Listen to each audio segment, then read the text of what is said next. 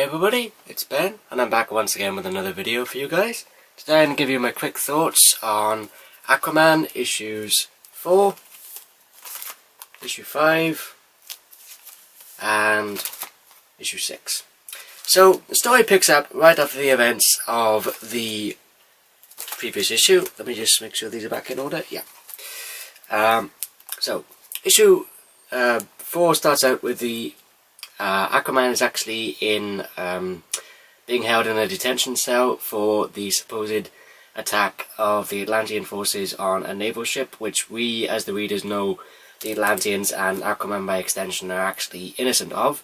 But showing peaceful negotiations, and obviously showing that he wants to improve the relationships between Atlantis and the surface world and not let them plunge further into chaos and strife and further into, war and chaos and everything else. Aquaman actually willingly cooperates with the US government, and he actually peacefully lets himself be put into a detention cell until the issue can be resolved. Unfortunately, we have there's actually a really great characterization of the Chief of Staff of the White House, where it's a bit of, I imagine, meta-commentary. Now, the views I'm about to... not the views, but the impression I'm about to give is not my personal impression, per se. It's just what I've gleaned from reading these last 3 issues of the Drowning story arc, which is the first arc of the Aquaman Rebirth title within DC Rebirth. So, issue 4 is part 4, issue 5 is part 5, and then part 6 is the finale or the conclusion of the storyline. So we have the Chief of Staff basically saying, or putting the blame on Atlantis immediately without any sort of proof, any kind of, any evidence or anything like that, and he pretty much quick to blame Atlantis and actually Mira and Arthur by extension, because Mira is actually still in the White House trying to opt for Aquaman's release from his detention cell.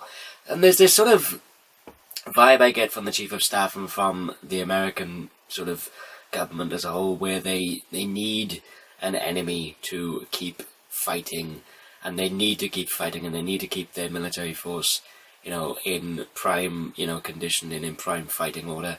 So they need an enemy constantly to fight in order to keep their soldiers in the best condition as they possibly can. And obviously there's an overarching plot theme here where Aquaman repeatedly tells them, stop referring to me as a terrorist. I'm not a terrorist. I am a ruler of a sovereign nation. I am a king. I am someone who is trying to peacefully co-opt for peaceful coexistence between the Atlanteans and the surface dwellers, or the surface worlders, even though his brother Orm actually led the attack on Atlantis in the Throne of Atlantis storyline, which was actually referenced back in the first issue when Aquaman initially set on this quest to open up a Atlantean embassy in Massachusetts on the coast, when he tried to basically start to co-opt the peaceful existence and coexistence between the Atlanteans and the surface dwellers and bring the two worlds closer rather than moving them further apart. So we have basically the American government basically needing an enemy constantly, and obviously referring to anybody that does any harm to the United States of America is automatically deemed as a terrorist attack, and not the acts of, for example, a lone madman like with Black Manta in the pages of the second issue, or in the case of the overarching story arc where we have a terrorist cell made up of, I think it's old school Atlanteans who don't want the surface dwellers and the Atlanteans to live peacefully. They believe that the surface world is right for the taking, and they want to basically merge the surface world and Atlantis together and obviously make the surface world part of the Atlantean Empire. So there's a really great scene of Mira basically standing her ground and saying, look, tell me where you're holding Arthur, and we are not responsible for his attacks, and even if we were responsible for the attacks, I would still, I'd still be standing here trying to get my husband released from prison. And he's basically, the Chief of Staff is saying, look, you attacked us, tell me why you did it, and Mira basically tells him, I would tell you if I did it, but we didn't do it, so I can't tell you as to why we attacked you, because we haven't even attacked you in the first place. So there's a really great scene of Mira actually breaking Arthur out of the holding cell, and he's basically really opposed to this, and he says, "What the hell are you doing?" And she tells him, "Look, I love you to bits, but your dream of peaceful coexistence isn't going to come about easily. We tried it your way. The American government and the American people and the world in general doesn't want to listen, so we need to do this another way." And there's also a really great characterization of Aquaman and Mira's relationship, where she even tells him, "Look, I fully support and understand what you're trying to do. I fully appreciate why you're trying to do this, and I will fully support you in any way that I can." So it really shows how much Mira really loves and cares for Aquaman, and vice versa, even though she's explicitly gone against his explicit and, deliberately disobeyed him in the attempt to obviously break him out of prison. So there's this kind of characterization where Aquaman is kind of a pacifist and a warrior mixed into one, whereas Mira is basically a full-on warrior, especially when it comes to the 5th issue, where we have Aquaman and Mira basically teaming up to go against a huge garrison of American soldiers, and basically having to fight their way back to the ocean in order to get back to Atlantis and try to dissolve and resolve the situation between this terrorist attack on the surface world, and obviously Atlantis getting the blame. So Aquaman wants to resolve the situation, bring the criminals to justice, and get Atlantis exonerated of the crimes, and obviously have Atlantis' sovereign nation diplomacy reinstated, and obviously have Atlantis' sovereign nation status reinstated at the same time. So we have basically the two of them going up against a huge garrison of military soldiers, and Mira actually uses a really cool uses of her water-based powers, where she actually manipulates the water in the engines of the tanks that the US soldiers are using to pursue them, and basically fire, I imagine, mortar shells and machine gun bullets at both Mira and Aquaman, and she actually manages to make the tanks stall by basically draining the water out of the tanks, and basically managing to catch up with Arthur and try to basically get away from this garrison of soldiers and try to get back to the water and try to basically get back to Atlantis without any, anything else escalating to what it's already escalated to already. At the same time, we have Aquaman basically telling her, "Look, nobody dies, no American soldiers going to be killed, non-lethal force all the way through," which, in all fairness to her, even though she's a bit opposed to this, because she believes that they are trying to kill her betrothed, which in essence they are, but they're trying to basically knock him out and trying to detain him once again, and trying to get to the bottom of what they feel is a sovereign nation's attack on US government soil, or US soil I should say.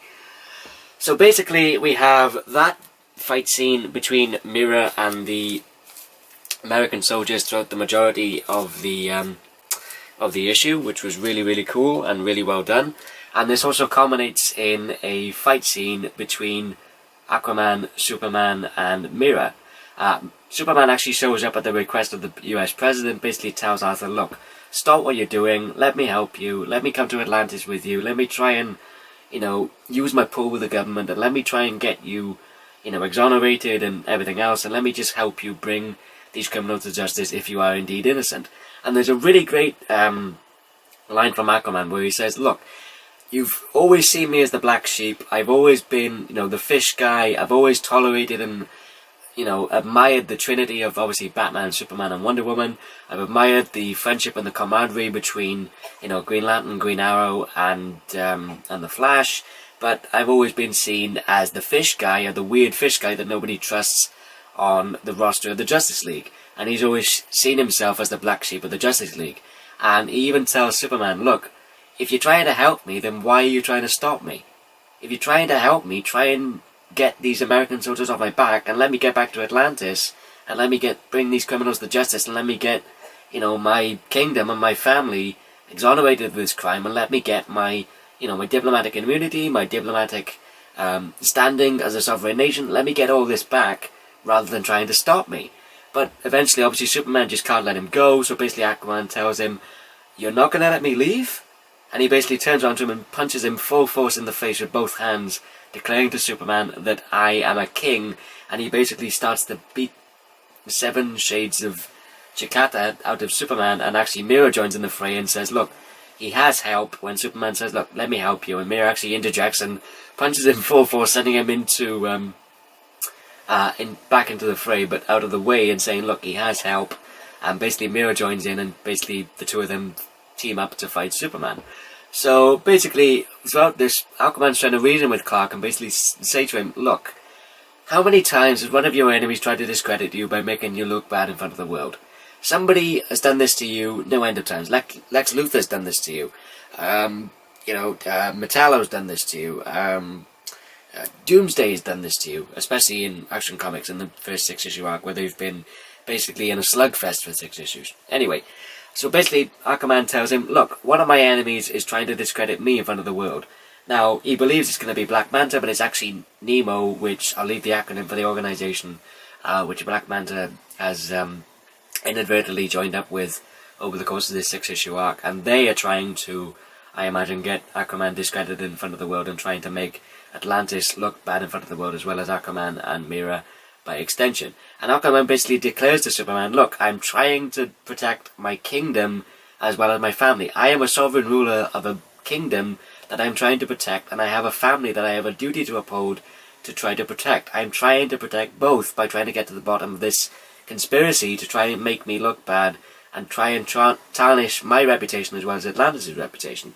And even so, in spite of the fact that he's obviously in a slugfest with Superman, with Mira and Toad trying to help him out, when the Atlantean fleet shows up, he even says, to Tula, who is the acting regent of Atlantis in Aquaman's absence when he's been incarcerated, he tells Tula, stand down and return to the water. I've already stopped this war, we're not going to start another one.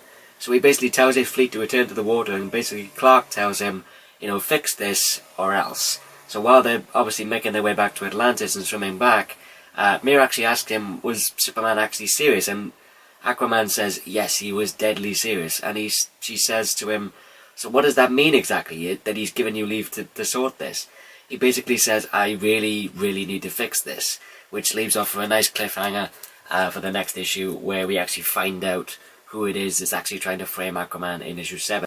Overall, I've really, really enjoyed this first arc of Aquaman.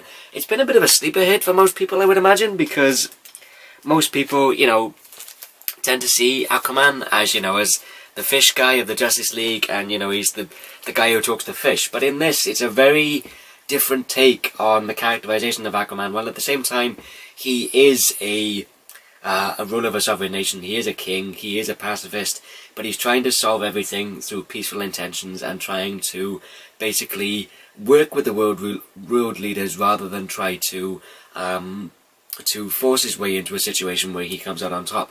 Not too dissimilar from when the Aquaman of the Justice League animated series and Justice League Unlimited by extension, when the title got changed and the roster got blown up to every DC hero within the DC universe.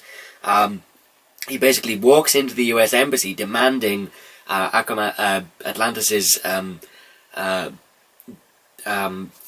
status as a sovereign nation and him as a representative on the Council of World Leaders. He basically tries to do it by force, but then he eventually learns to co-opt and peacefully coexist and work with the world leaders rather than work against them, and try to basically force his way into a situation which basically forces them to do what he wants. He actually does everything through, peaceful means and peaceful coexistence and diplomacy rather than, just brute force, which is what this version of Aquaman under Dan Abnett is actually trying to do. He's trying to do things in a diplomatic sense rather than in a sense of brute force. So the writing and the storytelling by Dan Abnett has been stellar, as well as the artwork by, I believe it's Felipe Briones, as I pronounce it, and the colouring done and the inking done by Andrew Hennessy and the other gentleman whose name I can't pronounce, but I'll leave a annotation in the video as to that gentleman's name. Really, really enjoyed this first arc of Aquaman. I definitely think it's one of DC's most underrated and underheralded titles right now, with the DC Rebirth plethora of titles. But if you're a fan of the old fish head, then I would absolutely recommend picking it up, especially if you're a fan of Dan Abnett's other work on the cosmic side of Marvel with Andy Lanning, especially with the Guardians of the Galaxy and the Nova series and the Realm of Kings event that he did with Andy Lanning some years ago, back in, I think it was the mid-2000s, 2005, 2006-ish. So if you're a fan of his cosmic stuff on Marvel, then I would definitely recommend picking up his first arc of Aquaman. As always, thank you everybody for watching. Hope you all enjoyed. As always, feel free to leave a comment below in the comment section.